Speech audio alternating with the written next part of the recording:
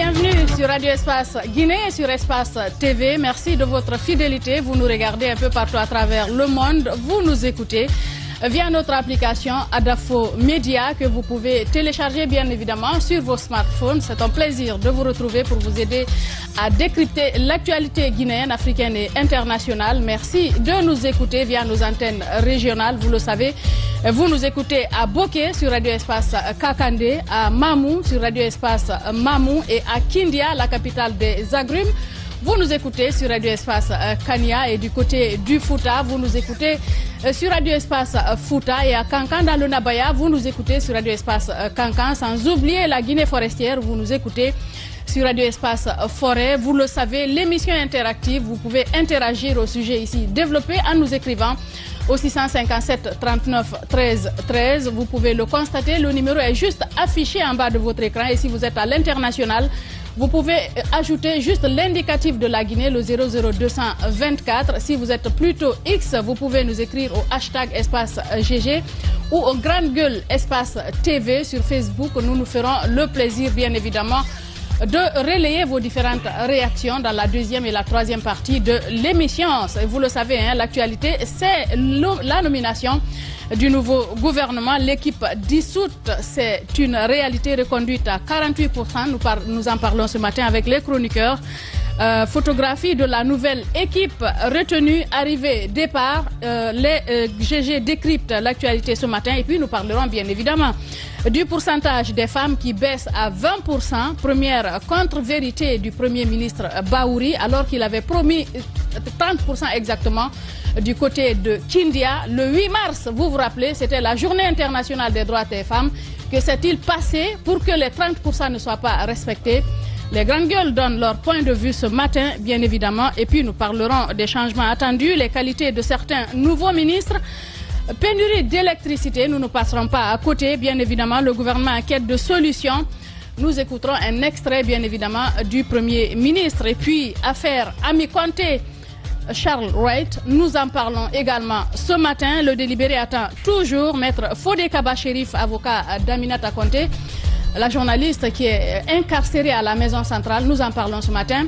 Bienvenue à tous. Si vous nous rejoignez avec toute l'équipe au grand complet ici, Mohamed Ali Kondé. Merci de continuer à me dévisager et bonjour. En fait, c'est notre ton. Réponds au bonjour. Première contre-vérité. Là, c'est une contre-vérité. Il a promis 30%. Il nous a rassuré qu'on aurait au moins les 30%. Je ne suis pas choquée. Je suis une journaliste qui présente des faits. Je lis. Allez, Mohamed Ali. Jacques, bonjour. DG, bonjour. Bonjour madame, bonjour à tous. Et puis les La femmes promesse avaient est une demandé dette. 50% hier. La promesse, c'est une dette. Oui. En tant Mais que ce qui est responsable, arrivé- quand vous dites je vais faire ça, vous devez être à mesure de le faire. Oui, mais si c'est Et pas puis lui- surtout pour une journée aussi importante que le 8 mars. Daouda, bonjour. Bonjour, bonjour Djadia. Bonjour Djadia, bonjour à tous. Pourquoi ça vous fait rire ce matin? Ben, non, T'as c'est- vu? Non, Non, pas ça- J'ai dire l'impression douleur, en d'être, fait. j'ai l'impression d'être dans un monde de non, macho. non, non. Ou, En réalité, mourir n'a absolument rien à voir avec ce que Mohamed Ali est en train de C'est-à-dire, en Guinée, dire. on ne peut pas avoir C'est de femmes que dans moi, le mourir gouvernement, va c'est pas plutôt possible. en Gambie, à Banjul. Ah oui? Oui. Qu'est-ce qui s'est passé Où là-bas? le consulat de Guinée est menacé de délogement, D'expulsion. d'expulsion du domaine là où se trouvent les bureaux. Parce qu'ils n'ont pas payé? Ils n'ont pas payé et depuis plusieurs moments. Et beaucoup de problèmes, je suis en train de mettre... Bienvenue à Dr Maurice Anda Kouyaté. Voilà, je Les suis en train problèmes. de penser, même le groupe électrogène, Oui, il est out. il est fichu, Ouais. il est foutu. Wow. C'est Banjul quand même. Et il y a la cuisine pour certains cadres. La cuisine a été refaite avec des contreplaqués pour y faire deux bureaux, deux bureaux pour des cadres. Wow. Donc on est en train de suivre pour compléter les Oui, informations. peut-être qu'on va essayer d'aller vers le département. C'est Justement. vrai qu'il vient. Je suis sûr qu'ils ont des idées, ils ont des choses à partager avec nous. Ouais. Djiba Milimono, bonjour, bienvenue. Bonjour ma tante et bonjour à tous. C'est dommage qu'on quitte de 30% puisque la demande hier c'était 50% pour les femmes Donc on viole même l'esprit de la loi, puisque la charte de la transition parle de 30%, donc on dégringole. À 21%. À 21%. Carrément. Carrément, ce qui est quand même dommage, nous avons des femmes leaders dans ce pays qui ont fait de grandes études. Et donc c'est une violation de cet esprit-là qui fait office de constitution. Et l'autre facteur, ce message auquel il ne faut jamais croire, lorsqu'on dit dans cette charte même de la transition que on dit les membres du gouvernement sont nommés par décret du président de la transition sur proposition du Premier ministre. À regarder cette ossature-là, je pense que les bois... Est-ce que les propositions de Bahouri ont compté? Je ne pense pas trop.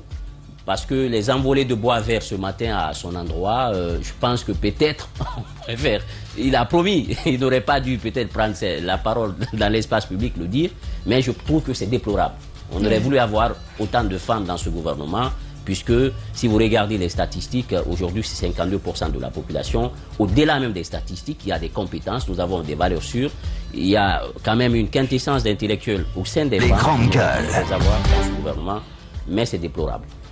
Alors Jacques, on a constaté également cette reconduction à 48% des anciens qui étaient là. Est-ce qu'on peut à ce niveau parler de juste de jeu de chaises musicales? On a pris les gens d'un département pour un autre. Évidemment, mais déjà il faut bien le dire, hein, même si la différence n'est pas grande, mais ceux qui sont partis sont plus nombreux que ceux qui sont restés. Parce qu'il y avait 29, donc sur 29... 52%. Oui, 52%. Donc sur les 29, il y a 15 qui sont partis, et puis 14... Des grandes gueules. Parmi les 14 qui sont restés, il y a 4 qui conservent leur portefeuille ministériel. C'est celui de la défense, les affaires étrangères, la sécurité et je crois que je suis en train d'oublier un quatrième, Doué, donc du ministère de la Santé, qui conserve donc leur portefeuille ministériel. Les autres ont donc permuté. Ils ont quitté un département pour... J'ai vu un nom bizarre, c'est Laura, c'est Prissemou. Ils se sont trompés, c'est ça? C'est Rose Paula Prissemou qui va au poste et télécommunications. Donc les autres ont changé de département ministériel tout simplement. Maintenant, vous avez les 15 parmi les 15 qui sont partis, vous verrez qu'il y a quand même parfois un changement en prenant en compte la culture politique du professeur Alpha Condé, changement région par région, au ministère des Infrastructures, au ministère du Travail et de la Fonction publique, mais également au ministère de l'administration du territoire et de la décentralisation. Si vous voulez un frère qui remplace un autre Condé qui est revenu. Voilà, un autre Condé qui mais les histoires de Condé avec le ministère de l'administration du territoire, je crois que ça fait le 21e Condé depuis Alassane Condé, Bourema Condé, Mouri Condé, et maintenant Ibrahima Khalil Condé. Ça fait 4 Condé. Et avec les secrétaires généraux également, qui ont pratiquement toujours été des Condés. Ah bon? C'est une histoire de Condé. Allez-y, Jacques. Voilà. Et sur les reconduits, vous avez donc 2 adjoints qui sont montés. C'est le secrétaire général adjoint du gouvernement qui monte donc secrétaire général, et puis évidemment le secrétaire général du ministère de la Culture qui devient donc ministre. Tous les autres secrétaires généraux sont restés à leur niveau. Qui devient ministre dans un autre département. Ministre dans un autre. C'est quand même. C'est une promotion. Une promotion. Oui. Il est très jeune en plus, et puis très dynamique de ce qu'on connaît de Faya François Bruno. Évidemment, évidemment. Maintenant, vous avez sur la liste de ceux qui sont partis quelques-uns qui étaient décriés, mais vous avez aussi certains sur lesquels il y a beaucoup d'interrogations. On ne dit pas qu'ils ne devraient pas partir, mais si d'autres sont restés, pourquoi pas eux? Par exemple, il y a une dame qui m'a dit hier, elle me parlait d'un monsieur, si lui il revient, je lui ai dit, je te promets qu'il va revenir. Et il est revenu. Il est revenu, on ne s'est pas parlé ce matin. Allez-y. Parce que, par exemple, Nanyale à l'agriculture, Moussa Sissé à l'économie et les finances, et puis Gando aux infrastructures, on se poserait bien des questions. Pourquoi? Pour quelle raison il est parti? Pour quelle raison eux ils partent? Et puis d'autres qu'on n'aimerait pas forcément citer, qui sont restés. Oui. Bon, peut-être que c'est à cause probablement des liens que chacun a avec le CNRD. Sinon, si c'est pour des actes qui ont été posés pour la compétence, et peut-être même sur l'image que chacun a renvoyée en fonction, en matière de gestion saine de la chose publique, évidemment, sans avoir les résultats d'un audit, puisque de toutes les façons, on sait qu'il n'y a eu aucun audit sur l'ensemble du gouvernement. Donc, sans avoir ce résultat-là, on peut dire, on peut présumer qu'ils ont une bonne image, mieux que même que certains qui sont restés, n'est-ce pas, dans l'équipe gouvernementale. Ça, ce sont des questions quand même qu'on se pose. On peut dire il y a des bons qui sont partis, qui devraient rester. Il y en a qui sont restés, qui devraient partir.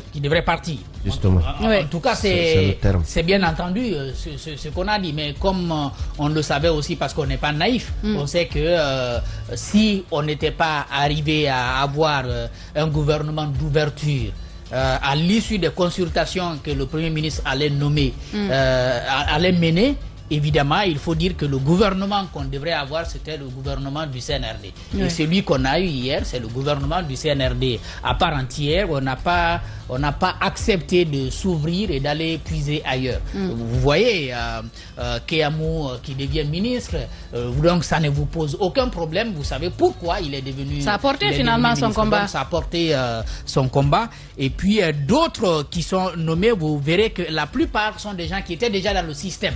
Donc on n'est pas parti chercher ailleurs. Ils étaient dans le système, ils étaient connus, soit à des niveaux un peu plus bas, mais ils étaient quand même connus.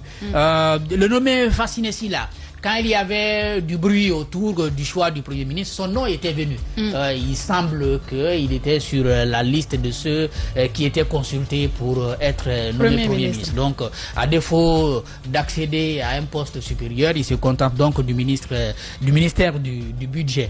En gros, voilà la photographie de ce gouvernement que nous avons ce matin avec les arrivées, en tout cas de très jeunes ministres quand même, mais qui sont très connus aussi des Guinéens, Aboubacar Camara, qu'on a connu avec Tenkiso Antena, et puis qui est devenu directeur de la SEG. DG de la SEG, et qui monte ministre de l'énergie.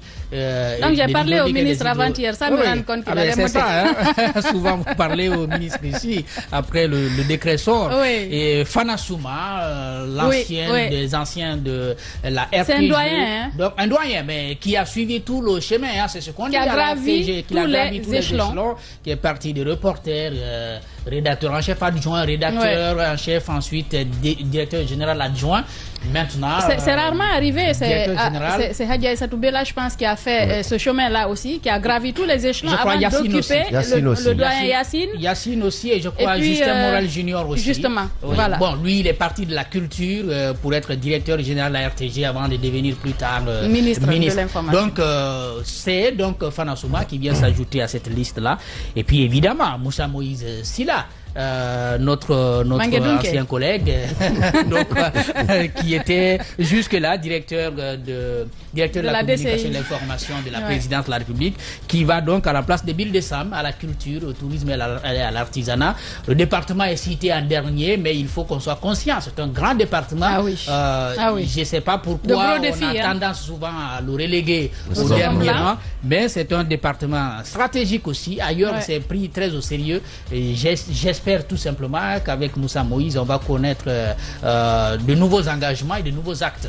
De nouvelles ouvertures surtout, parce que la Guinée a de belles choses à offrir au plan touristique. Est-ce que, Diba Milmono, est-ce qu'on peut parler, je ne sais pas, est-ce qu'il y a une déception, ou je sais pas, est-ce qu'on peut se réjouir parce que à écouter, à regarder l'ossature, on a l'impression que cette ouverture à laquelle on s'attendait, par exemple l'arrivée d'hommes politiques avec Baouri comme Premier ministre, ce n'est pas du tout le cas. Oui, tout à fait, parce qu'on avait vu le Premier ministre qui est quand même un homme politique, on pensait qu'on allait avoir un gouvernement d'ouverture avec l'arrivée de beaucoup de politiques au sein du gouvernement. Sauf que ce qu'on a vu, alors le message qu'il faut tirer, c'est que certainement Bahouri avait son mot à dire, mais une fois encore, c'est le CNRD qui est l'organe central de la transition, qui a le dernier mot, qui, à mon sens, qui a décidé de la mise en place de ce gouvernement, parce que c'est un gouvernement de mission qui a un agenda particulier, pas forcément l'agenda de Bahouri, mais l'agenda de ceux qui l'ont recruté, puisqu'il est responsable devant le président de la République, c'est ce que dit la loi. Je pense que si on regarde l'ossature, il y en a qui disent au sein de l'opinion tout ça pour ça, mais je pense qu'il faut relativiser. Il faut relativiser puisque c'est des hommes et des femmes de la Guinée qui rentrent dans ce gouvernement. Vous avez 15 départs et 14 arrivées, avec des personnes qui n'étaient pas aussi connues dans l'opinion publique. Parfois, la vérité de l'opinion publique n'est pas forcément la vérité. Ça peut être relative. Je crois, la décision a été prise, le président dispose du pouvoir discrétionnaire de choisir qui il veut, même s'il faut tenir compte un peu aussi de l'aspiration de l'opinion publique. Maintenant, sur ceux qui arrivent. C'est important aussi de prendre en compte les résultats des uns et des autres. Il y en a qui ont posé de bons résultats, qui étaient dynamiques, qui ont fait vraiment de l'ouverture. Il ne fallait pas les laisser partir. Parce qu'il y a une chose, je crois que les choix ne doivent pas être basés sur des raisons subjectives. Lorsqu'on opère un choix, ce n'est pas parce qu'on vous amène, parce que vous êtes simplement dans l'esprit ou vous n'êtes pas dans l'esprit du CNRD. Parfois, il faut que quelque chose commande le choix. Par exemple, les résultats. Ils ont été soumis quand même à une obligation de résultat. Ils avaient tous un plan d'action, une feuille de route à suivre. En fonction de ça, je pense qu'il y a eu des ministres qui ont quitté le gouvernement, qui, à mon sens, qui auraient pu rester au sein du gouvernement. Après, il y en a qui ont été retenus. Vous regardez tout de suite, vous comprenez que ce sont des gens à cause de leur collision, leur acquaintance avec le CNRD. Leur affinité, simplement. Leur affinité. Il y a, par exemple, les transports, le ministère de l'habitat et tout. Ce sont des gens quand même, on nous disait Mori Kondé, Ousmane Gawal, quoi qu'il en soit, c'était des gens qui allaient quand même revenir au-delà des compétences, même s'ils en ont, même si les résultats auxquels on s'attendait, ce n'était pas ça, mais ce sont des gens qui ont eu leur place parce qu'ils sont dans l'esprit. Ils ont su jouer le jeu. Ils ont su jouer le jeu, la meilleure carte, parce que tout simplement, il y a une affinité, il y a une acquaintance, il y a plus de rapprochement entre ces deux ministres que les autres qui quittent le gouvernement, qui malheureusement auraient pu rester à cause des résultats qu'on a eu sur le terrain. Maintenant, il y a énormément de défis, Madame Yero. Énormément de défis. Par exemple, dans le secteur de l'énergie. Je n'ai rien contre M. Aboubacar Kamara, pour qui j'ai beaucoup d'admiration par rapport à son engagement et par rapport à son esprit d'ouverture. Mais au moment où il arrive, lorsque vous regardez un peu le secteur de l'eau, est-ce qu'il y a eu, à mon avis, une avancée. C'est quand même. Est-ce qu'il y a eu une avancée? C'est un monsieur qui a quand même des idées, qui se bat du mieux qu'il peut, mais vous le savez comment ça se passe chez nous. On attend, bien évidemment. Il faut observer le maçon, comme on le dit. Au pied du mur. Aura-t-il l'ouverture qu'il faut pour pouvoir poser des actes pour améliorer les deux secteurs? Parce que c'est un gros défi, vous l'avez dit, surtout en ce moment. L'ascension sociale, normalement, doit se bâtir sur les résultats. Si on regarde les résultats qu'il a eu à la SEG, moi, quand même, je cherche à savoir qu'est-ce qui aurait motivé ce choix au moment où on est dans une situation extrêmement compliquée, où tout est pratiquement à refaire. Nos barrages hydroélectriques fonctionnent à capacité réduite parce qu'il n'y a pas d'eau. Nos centrales qui sont à Conakry, Kipé, Kaloum et Taneri ici ne peuvent pas fonctionner parce qu'il n'y a pas de carburant ou stocké. Vous avez autant de problèmes. Évidemment, on va y revenir. On a un sujet entièrement autant de problèmes. Un homme qui, à mon avis, avec les attentes qu'on avait, parce que nous, on l'attendait sur le 4e projet d'eau. C'est le projet phare du secteur de l'eau, mais peut-être la mobilisation des fonds. Mais à mon avis, avec les résultats, la communication qui a été faite, aussi l'autre facteur aussi de blocage, c'est la mobilisation des fonds. Parce que le 4e projet eau, c'était autour de 400 millions de dollars. Si on était arrivé à mobiliser cela, je pense qu'il aurait pu impacter davantage son secteur. Mais ça n'a pas été fait. Espérons qu'il va pouvoir, disons... le faire en état ministre. Justement, le faire en état ministre. Et pour finir, autre chose, c'est que c'est aussi l'arrivée le jeu de ces chaises musicales, un Pola qui arrive dans les télécoms, avec tout ce qui est aussi en train de se passer actuellement. C'est une dame quand même qui a eu le mérite de tourner un peu dans le gouvernement. Vous vous souvenez, elle a été d'abord à la communication, ensuite au commerce, elle quitte le commerce, elle vient à la coopération et aujourd'hui elle est au niveau des télécoms. Donc, mais un ballottement en l'espace de combien d'années? De 2 ans. Est-ce que ça vous permet... 4 départements ministériels. Est-ce que ça vous permet de capitaliser, de poser des actes? C'est ça aussi la question. C'est pas bien parce que... la dame en elle-même, elle a des compétences, elle peut faire des choses, mais elle commence ici. Quelque temps après, vous la ballotez de l'autre côté. Est-ce que ça permet de donner des résultats? Dès qu'elle commence à imprimer sa marque, et tout de suite, il y a une mutation qui se fait. Je pense que ça ne peut pas aider parce que ce qui risque de l'arriver, c'est le fait de traverser le gouvernement sans marquer un département. Justement. Et ça, je pense que... Et ça, c'est déplorable. Maintenant, il faut la féliciter. Puisqu'elle vient au télécom. Elle vient au télécom. Un département stratégique. Un secteur aussi qui est touché par la crise. Parce que n'oubliez pas que si vous regardez les statistiques de ces sociétés qui gravitent autour de ce secteur, dans les années antérieures, avec leur seuil de rentabilité aujourd'hui, ils ont perdu énormément d'argent. Il y a beaucoup d'emplois qui sont en jeu, sans compter aussi le cas des médias, les bruits des restrictions. Des restrictions. Je pense qu'il y a des dossiers assez chauds qui l'attendent sur la table. C'est une dame quand même qui a une capacité de résilience. Est-ce qu'elle aura le leadership et la main libre pour pouvoir opérer le changement? C'est là la question. Maintenant, et je pense que nous croisons les doigts parce que le plus important aujourd'hui, c'est comment nous sortir de ce bourbier-là pour que nous puissions aller de l'avant. Le commerce, Diaka, félicitations. Elle était, moi je me disais, parmi les ministres, elle allait revenir. Alpha Bakar allait revenir. En fait, elle était quand même très bien partie. Sur un bon élan. Sur un bon élan. En fait, je ne comprends pas. Oui, dans son secteur, je pense qu'il faut arrêter les ruptures fréquentes. Je ne comprends pas, franchement. Parce que je suis d'accord. Vous déstabilisez les gens. Vous faites perdre la ligne par rapport à un certain envol qui est fait. La projection qui est faite et tout, elle part au commerce. Mais dans le cas de Diaka, et tout est priorité aussi là où elle a. Dans le cas de Diaka, moi c'est une promotion quand même pour elle. Non, j'appelle pas ça. C'est pas une promotion, échange de département. Quand je dis échange de département. Je regarde aujourd'hui l'envergure des tâches. Dans le département de Diaka. Non, Diba, échange. Juste l'enseignement supérieur, c'est pas une mince affaire. Je sais que c'est pas une mince affaire. Je sais que c'est pas une mince affaire parce qu'elle est du secteur. Je pense qu'elle aurait, au-delà de peut-être des vues, on peut avoir des vues ailleurs. Parce que l'appétit vient toujours en mangeant. Mais là où elle était, à mon avis, c'était mieux. C'est son domaine. Il faut laisser les gens dans leur domaine. On dit souvent qu'il n'y a pas d'hommes sans compétence, mais il y a ceux qui ne sont pas à leur place. Lorsque vous mettez les gens à leur place, ils peuvent faire plus de résultats. Le commerce, elle vient aussi, il y a beaucoup d'attentes avec les darés. Et je pense qu'elle a la chance quand même de pouvoir manager les ressources qu'elle a à sa disposition et de pouvoir impacter. Alpha Bakar, la même chose, il vient dans un secteur qui connaît. Alpha Bakar aussi. Oui, qui connaît déjà et je pense qu'il y a un pas entre l'enseignement supérieur et technique. Il l'aurait laissé à l'enseignement professionnel. C'est quand même. Je trouve qu'Alpha Bakar, je vais juste placer ceci, je trouve que Alpha Bakar a mieux remplacé Diaka, mais lui-même a été mal remplacé parce que la dame qui est venue à la place d'Alpha Bakar à l'enseignement technique, je ne connais pas ces résultats de ces deux précédents départements. Poste et télécommunications, je ne sais pas ce qu'elle a fait. À la RTG, je ne sais pas ce qu'elle a fait. Donc, c'est pas à la RTG. Le ministère de l'Information, c'est la RTG. Hein? Exactement. Juste pour aller grignoter un peu à l'OGP, entre autres. Diaka et Alpha Bakar étaient dans la même dynamique. Leur problème, c'était Guillaume, en fait.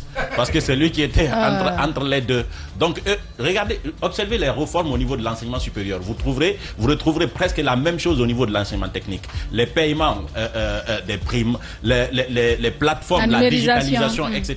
Donc, ils se comprenaient plus les deux sans Guillaume qu'avec Guillaume. Donc, si Alpha Bakar remplace Diaka, on peut espérer une continuité, ce n'est pas une catastrophe pour moi. Maintenant, les réformes que lui, il a engagées, son héritage qui a été confié à Dame Kaba, je pense que c'est déjà un gros problème à ce niveau. L'enseignement technique risque de redevenir ce que c'était, parce que personne n'a envie d'aller à ce niveau. Peut-être qu'elle peut faire des efforts. C'est la même chose aussi au niveau de la fonction publique.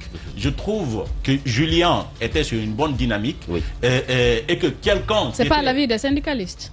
Oui, oui, parce que ça ne les arrange pas. Les réformes qu'il a opérées, Mme Miro, les principales corporations, il a mis le pied sur... les organisations syndicales là, c'est eux c'est eux qui amenaient des fonctionnaires, c'est eux qui les parrainaient, c'est eux qui avaient des organisations dans le noir. Exactement. J'ai pas besoin de preuves parce que tout le monde le sait, madame. Bah s'ils m'écoutent, qu'ils portent plainte dans ce cas, ils verront qu'est-ce que je dis, c'est vrai. Parce que j'ai dit pour qu'ils entendent. Je suis en train de dire que c'est pourquoi on n'aime pas ce que Julien a fait. Donc j'aurais compris qu'on amène quelqu'un qui était dans son esprit à le remplacer, parce que je ne suis pas pour que ce soit lui exactement, mais il y a quelqu'un qui vient d'un département qui est le dernier département du gouvernement, c'est-à-dire le département de la culture. Ces personnes ne s'y intéressent en fait. Et il n'était pas ministre, il était secrétaire général. Pourtant, mais c'est la vérité, personne ne s'y intéresse. Je finis juste en disant à la fonction publique et c'est lui qui prend la place de Julien. Je trouve qu'il faut être d'une ouverture d'esprit et surtout de beaucoup de techniques pour ne pas dévoyer le fichier qu'on est en train d'assainir déjà. Juste un mot pour finir rapidement, puisque je n'avais pas fini. Et je veux dire une chose, si vous permettez rapidement. Ah, pourtant, tu as parlé longtemps. Okay, bon, je te donne une minute, pas plus. Une minute, pas plus, ça commence à décompter. Les autres n'ont pas parlé. Alors, la fonction publique, le chantier majeur, c'est l'assainissement du fichier. Hein. Celui qui part, il avait commencé un travail. Par exemple, vous avez 300 cas de doublons, 1900 matricules activés entre novembre 2020 et 31 décembre 2022, 572 matricules activés, 1563 cas de modification de date de naissance. Il vient dans un secteur où il y a assez de problèmes. Et je pense que c'est un technicien qui a travaillé à la Banque mondiale dans des institutions. J'ose croire qu'il va mettre ça à profit pour faire des résultats. Maintenant, ce qui va nous permettre de les juger 30 jours après, c'est ce que dit la loi. Le Premier ministre va soumettre au président le plan d'action et la feuille de route des différents départements. C'est à partir de là, on va se faire une idée de ce que chacun pourra faire. Et de passage, félicitations à Colombo. L'inspecteur Colombo, voilà. qui vient ministre de la Culture. Et puis, on a Charlotte Daffé qui se retrouve au ministère de la promotion féminine de l'enfance et des personnes vulnérables. On voit les personnes là, il faut et à sa place vient Fatima Camara qui était conseillère au CNT. Mais la première remarque d'abord sur le décret, c'est la lecture du décret. Et on est venu sur la pointe des pieds. Un décret lu en catimini, comme si on voulait se cacher. Comme si des voleurs venaient dérober quelque chose chez vous. Et on attend juste pendant que les fidèles musulmans sont en train de se préparer pour aller à la rupture. Et on vient pour lire le décret. Comme si on avait une sorte de pression. On pouvait bien attendre le 20h30, en tout cas le 21h pour le grand journal pour lire le décret. Mais comme si on est dans une situation inconfortable. Je n'ai pas la RTG. Moi j'ai un avis contraire sur ça. Je pense que c'est comme ça même on doit lire le décret. Non. Comment? C'est-à-dire on ne doit pas attendre le journal pour ça. Lorsque le président a décidé, si c'est dans la journée, il rend le décret. Mais que le journal de 20h30 soit mise à profit pour analyser. Mais c'est pas le cas. C'est pas le cas quand même.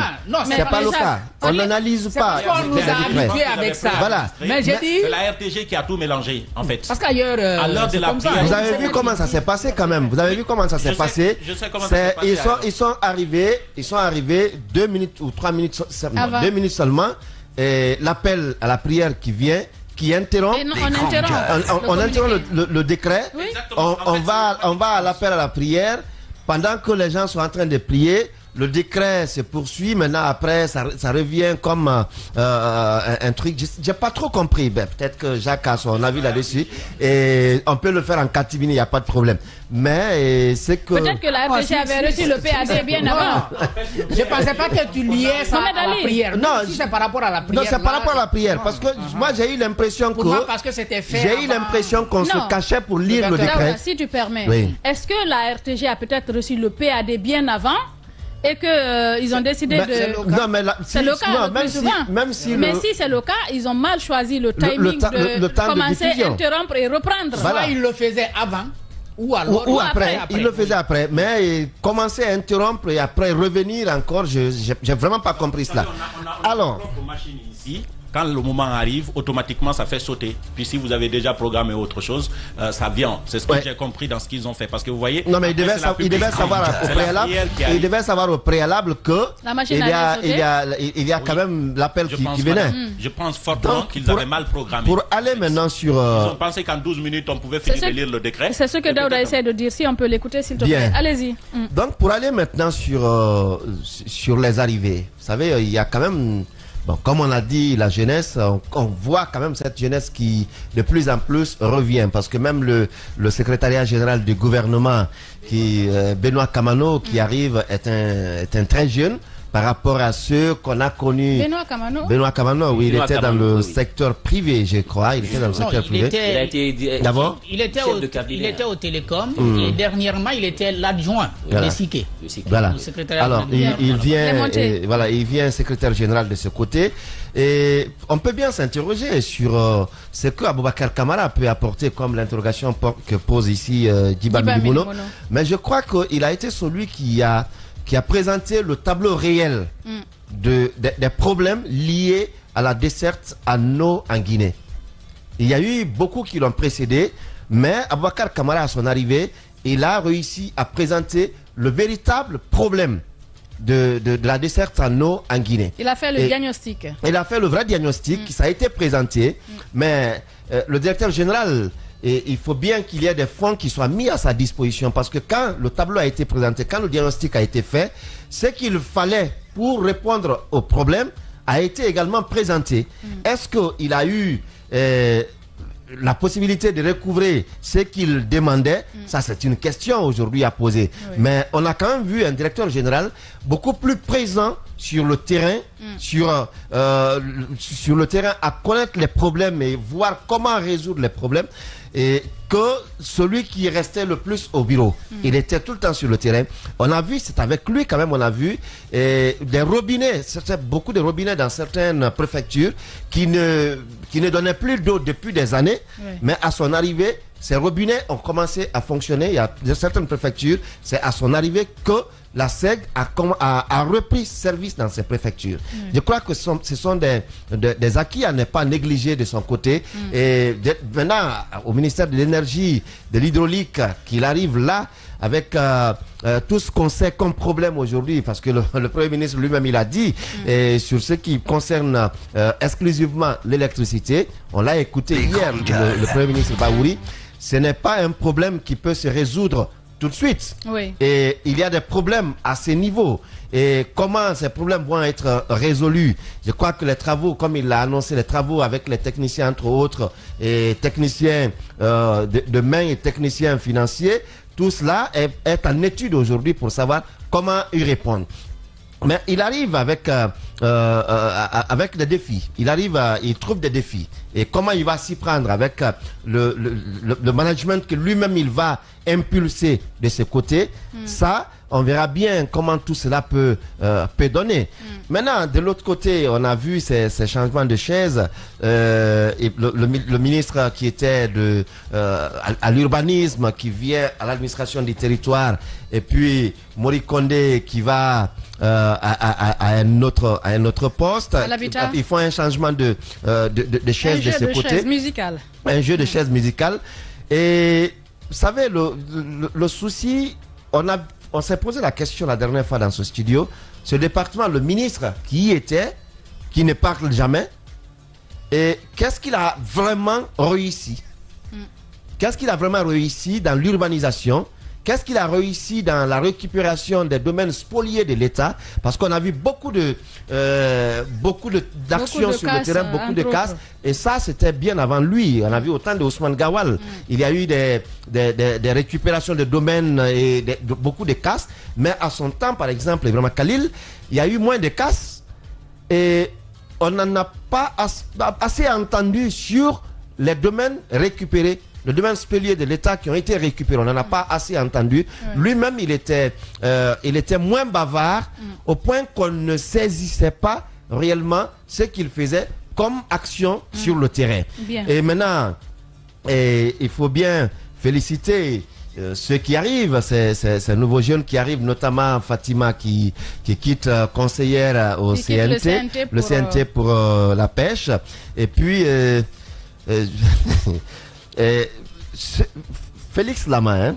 Félix Lama qui quitte le transport pour aller à l'agriculture, et à sa place on voit Gawal qui arrive.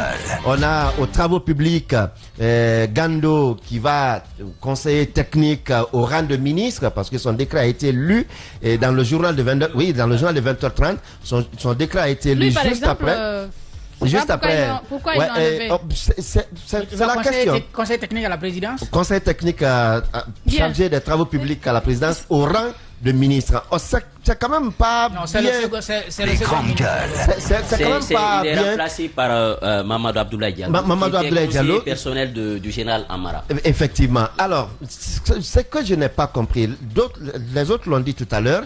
Si on devait ramener, je l'ai dit la dernière fois, si on devait ramener, on ramenait tous avec de nouvelles directives ou on s'en débarrassait carrément. Non, pas tous. Parce qu'il y en a qui sont aujourd'hui mis sur carreau, qui méritaient continuer. Et si tu permets, Daouda, on va revenir sur ce débat à cause d'une contrainte. On revient tout de suite. L'émission se poursuit dans un instant sur Espace TV.